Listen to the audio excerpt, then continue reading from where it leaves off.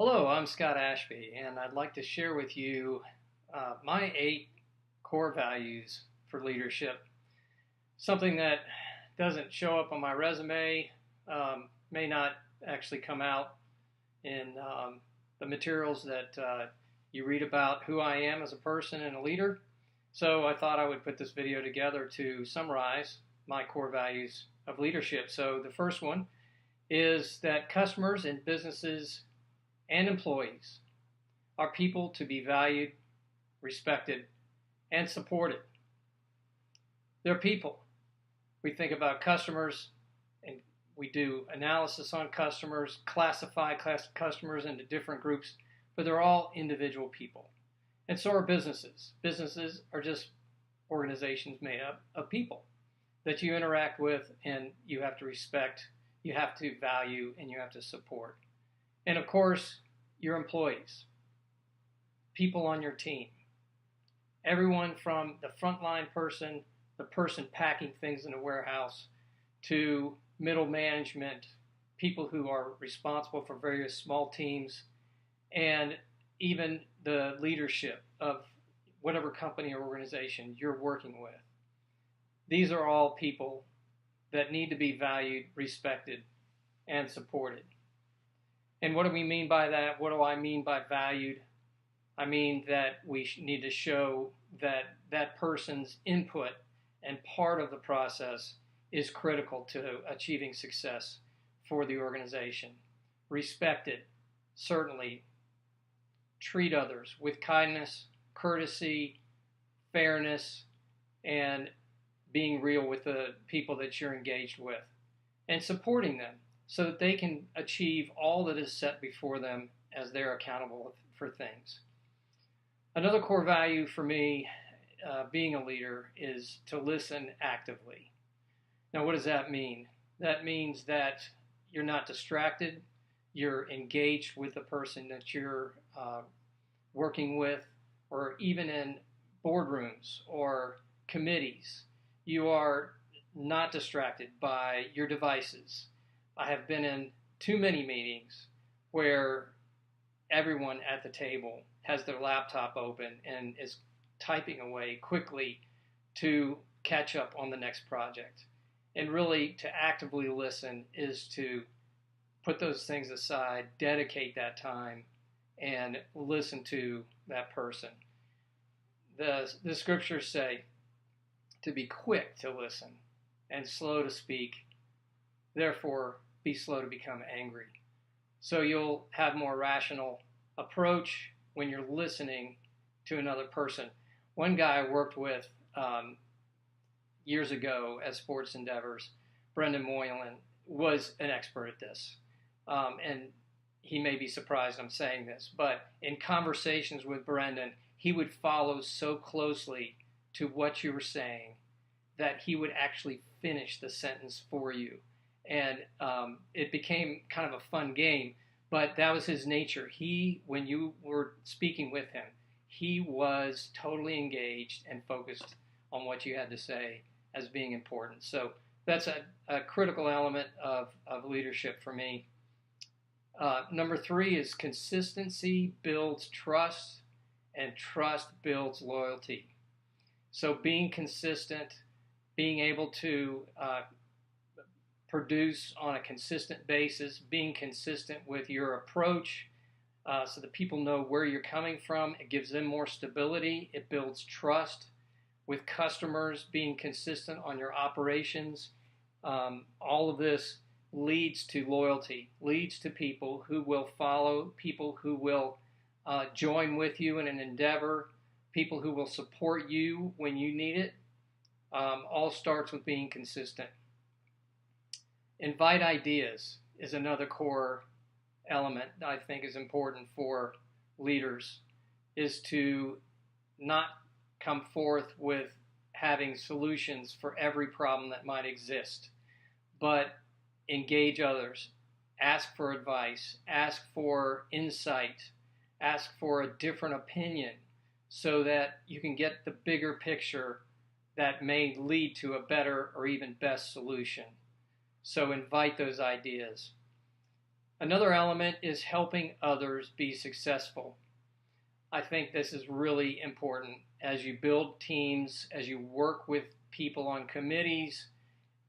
Most projects, most endeavors that are worthwhile are achieved by helping others be successful at what they do. So if you're a leader, you don't need to necessarily have your hands on every piece of the business, but that you show trust in those people and you support them so that they can be successful at what they're doing.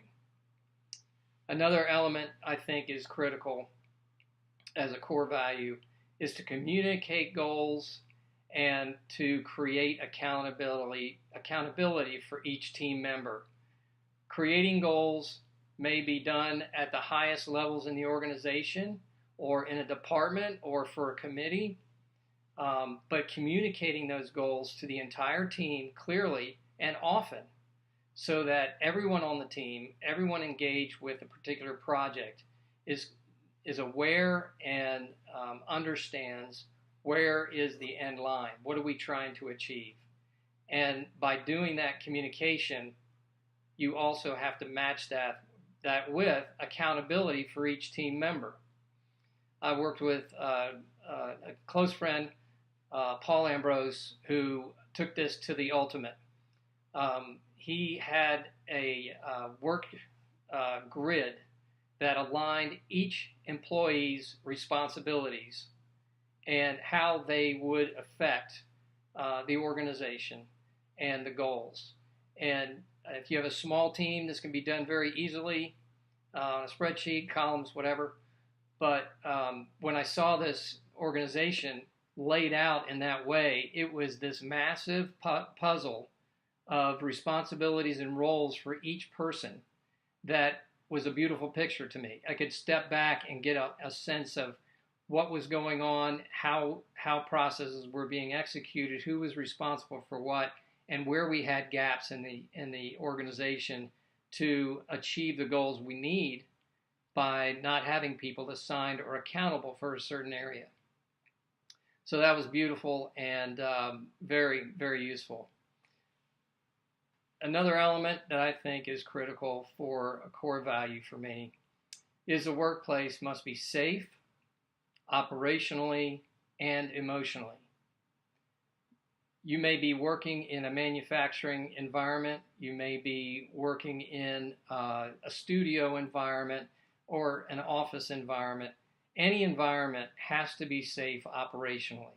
Safe from the standpoint of not just physical elements that people use to conduct their work, but safe also from the standpoint of systems that make operations safe, that keep your financials safe, that prevent theft and don't tempt employees to do things that they otherwise wouldn't do by setting up processes that are going to lead them down the wrong road.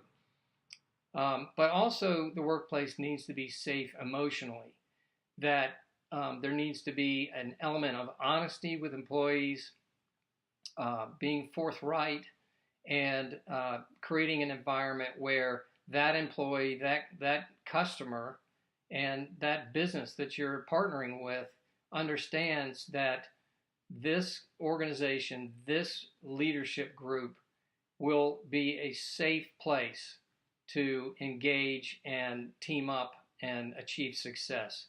So that's critical. And the last element I think is really important as a core value is to lead like a shepherd and not like a cowboy.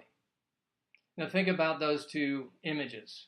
The cowboy, he leads. He can lead a large pack or a small pack, a herd or so forth, of trying to move from point A to point B, whistling, cracking the whip, driving from behind, constantly putting pressure to move that group from one place to another.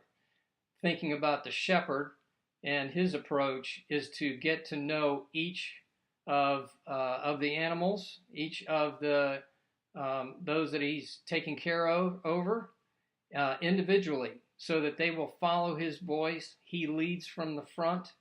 He is one who provides protection for that group, and that's the kind of leadership I think is really important as well. So these are a few things that I think are critical to have as a leader and to move forward. I wanted to share those things in this way, in this format, to get a better understanding of who I am and what my core values are and how they might mesh with other organizations and committees and groups that I work with. Thank you very much.